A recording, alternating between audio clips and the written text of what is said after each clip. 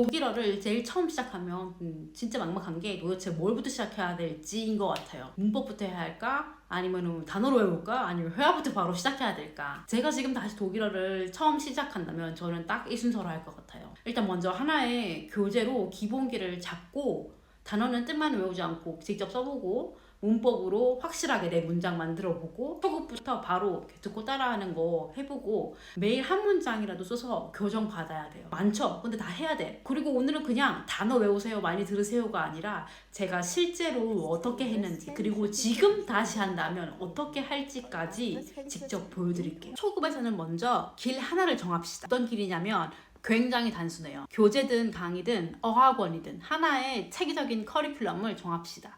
처음 독일어를 시작하면 유튜브도 보고 싶고 앱도 깔고 싶고 단어장도 사고 싶고 이것저것 하고 싶거든 게 너무 많잖아요. 그죠? 그런데 초급에서는 오히려 나는 이걸 따라서 기본 과정을 한번 끝내겠다는 그 길 하나가 있는 게 중요하다고 생각해요. 꼭 어학원이어야 하는 건 아니에요. 뭐 개인적으로 교재를 선택할 수도 있고 온라인 강의를 선택할 수 있어요. 저는 제일 처음에 부산에 있는 독일 문화원에서 시작했는데 그게 저의 특별한 취미생활이었거든요. 그래서 지금 돌이켜보면 좋았던 점은 제가 뭘 고민할 필요가 없이 그냥 커리큘럼을 따라갔다는 거예요. 오늘 조금 이거 조금 내일 이거 조금이 아니라 그냥 그 커리큘럼을 따라서 한 거죠. 계속 끝까지. 그냥 저는 완주만 한 것뿐이었어요. 그런데 끝나고 보니까 내가 그래도 기본기는 다져져 있더라고요. 그래서 여러분들이 지금 초급 독일어를 처음 배울 때 해야 할 것은 내가 이것저것 자료를 수집하는 게 아니라 일단 하나를 정해서 뭐가 됐던 간에 그래서 이거를 끝까지 완주해보는 경험을 하는 게 더 중요한 것 같아요. 그러면 이 완주하고 나서는 여러분들이 이제 다음 스텝으로 갈 수 있는 기본기가 다져져 있답니다. 그런데 이제 여기서 한 가지 궁금하죠. 초급이면 대체 어디까지 해야 할까? 저는 이럴 때 아인스나 A2 같은 공식 레벨을 하나의 기준으로 활용하는 건 좋다고 생각해요. 처음부터 시험을 준비하라는 의미가 아니라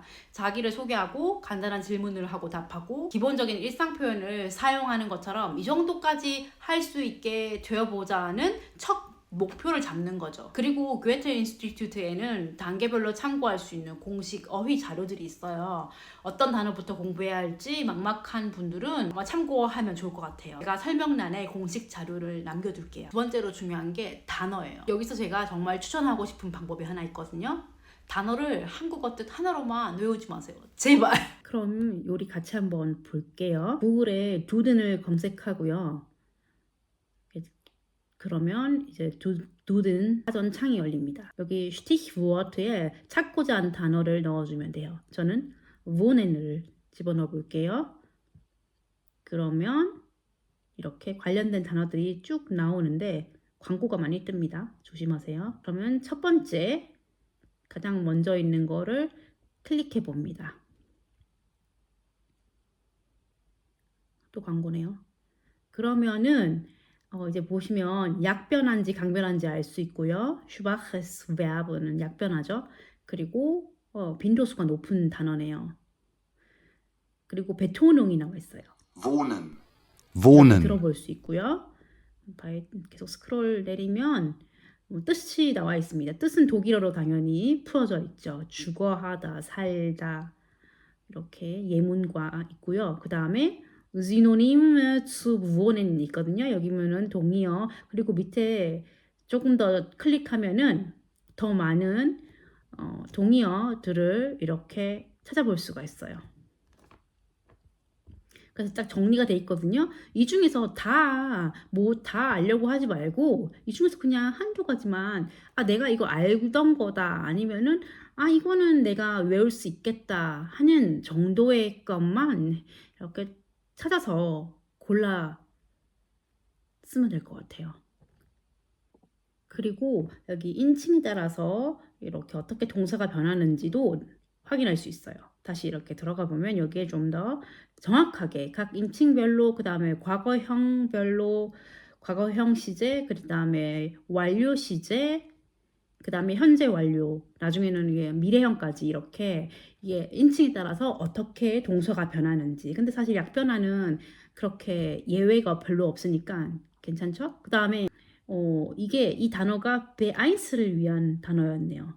그리고 wohnen과 관련된 이렇게 형용사와 명사들이 있습니다. 그럼 이거를 가지고 이렇게 문장을 조합해서 이렇게 제 나름대로 이렇게 문장을 쓸 수가 있는 거죠. 이걸 가지고 자기 나름대로의 단어장을 만드는 거예요. 여기서 나왔던 내가 찾은 단어를 쓰고 그다음 그게 약변한지 강변한지 그다음에 인칭에 따라서 어떻게 변하는지 쓰고 그다음에 유의어는 그 중에서 제가 있는 것 중에서 뭐 한두 개만 찾아서 넣고 그 다음에 아까 나왔던 형용사와 명사 중에서 어떤 거를 이렇게 쓰면 좋을지 이렇게 나와 있죠. 그럼 거기서 쓸만한 걸로 이렇게 다시 한 번 더 세네 가지 문장을 만들어 보는 거예요. 그렇게 해서 나만의 단어장 정리를 하는 거죠. 저의 아직도 북마크의 첫 번째, 두 번째는 사전과 러시벨레라는 것. 중요한 거예요. 세 번째는 문법입니다. 저는 독일어 초급에서는 문법을 피하지 않았으면 좋겠어요. 나중에 가면 더 어렵거든요. 저도 한국에서 독일어 과외를 받은 적이 있는데 기억을 다듬어 보면 거의 8할이 문법이었던 것 같아요. 그래도 지금 생각해보면 가장 도움이 됐던 건 문제를 많이 풀었던 것보다 배운 문법으로 직접 문장을 만드는 연습이었던 것 같아요. 그리고 같은 내용을 다른 문장으로 바꿔보는 연습도 엄청 많이 했어요. 그래서 저는 문법 하나를 배웠다면 내 문장 3개를 만들어 보는 걸 추천해요. 예를 들어 오늘 동사 변화와 어순을 배웠다면 Ich wohne in Berlin 써볼 수 있겠죠? 여기서 끝내지 않고 Meine Freundin wohnt in Hamburg 그리고 Wo wohnst du? 아니면 Wir wohnen in Seoul 이렇게 다양한 문장으로 사용할 수 있는 문장으로 바꿔보는 거예요. 네 번째는 듣기입니다. 저 아직 단어도 얼마 모르는데 뭘 들어요. 하실 수도 있는데요. 저는 초급부터 그냥 들었으면 좋겠어요. 저는 한국에서 독일어를 공부할 때 일단 도이치 벨레를 정말 많이 들었거든요.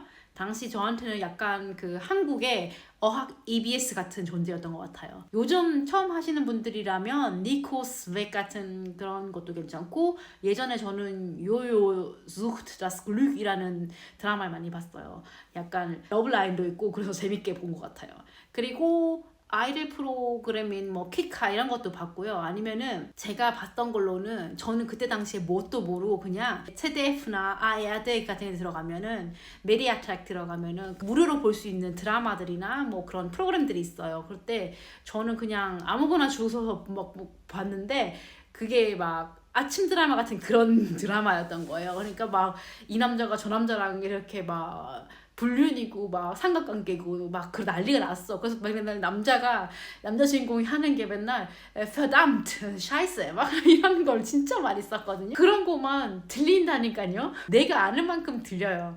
여러분 그러니까 모든 드라마를 이해할 수 없어요. 모든 내용을 이해할 수 없고 그 사람들이 뭐라고 하는지 모르지만 내가 아는 표현 하나만 건져도 성공이고 만약에 하나가 이렇게 꽂혀서 딱 들렸어. 그러면은 정말 땡큐지 않아요? 그러니까 부담 없이 듣기는 마음껏 들으셔도 될 것 같아요. 그리고 저는 쓰기도 꼭 추천하고 싶어요. 한 페이지 일기를 쓰라는 게 아니고요. 하루 한 문장이면 돼요. 저도 예전에 문장을 써보고 선생님에게 첨삭을 받거나 돈을 내고 타는 친구에게 보여주면서 고쳐달라고 막 부탁한 적이 있죠. 그런데 지금은 AI가 있잖아요. 제가 지금 초보자라면 정말 많이 활용할 것 같아요. 다만 처음부터 오늘 피곤해를 독일어로 써줘 이게 아니라 먼저 써보세요. Heute bin ich sehr müde. 그리고 AI한테 확인하고 틀린 게 있으면 설명해달라고 해주세요.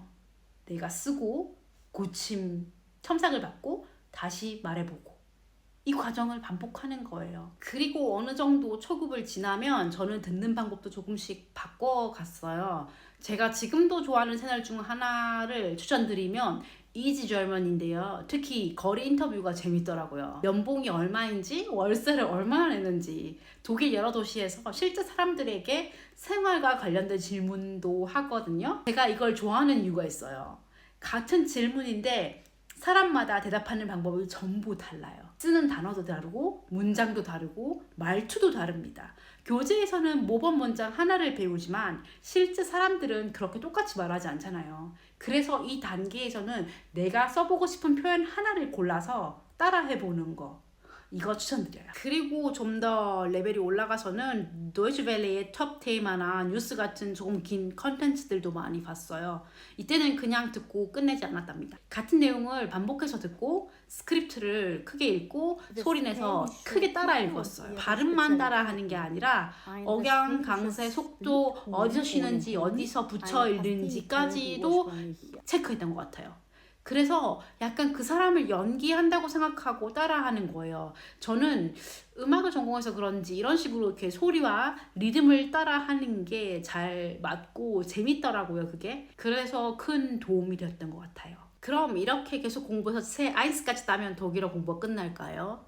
저는 제 아이스 시험을 치고 독일에 왔지만 13년째 독일에 살면서도 여전히 새로운 독일어를 배웁니다. 학교에서 일하면 학교에서 사용하는 언어를 배우고 새로운 또 다른 일을 시작하면 또 그 분야에서 단어를 배우게 되거든요. 그런데 처음 시작하신 분들은 그걸 지금 걱정하실 필요가 없어요. 일단 오늘 배운 단어 하나를 내가 실제로 쓸 수 있는 단어로 만드는 것, 거기서 시작하면 될 것 같아요. 오늘 말씀드린 걸 정리하면 첫 번째, 따라갈 교재나 커리큘럼 하나를 꼭 정한다. 두 번째, 단어는 뜻만 외우지 말고 사전에서 어떻게 쓰이는지 보고 내 문장으로 꼭 만들어 본다. 세 번째, 문법을 배웠다면 내 문장 3개 정도는 만들어 보자. 네 번째, 초급부터 독일어를 듣고 표현 하나라도 가져오자. 다섯 번째, 하루 한 문장이라도 직접 쓰고 교정받자. 어제는 몰랐던 단어 하나를 오늘 알고 어제는 못했던 문장 하나를 오늘 말할 수 있게 되는 거.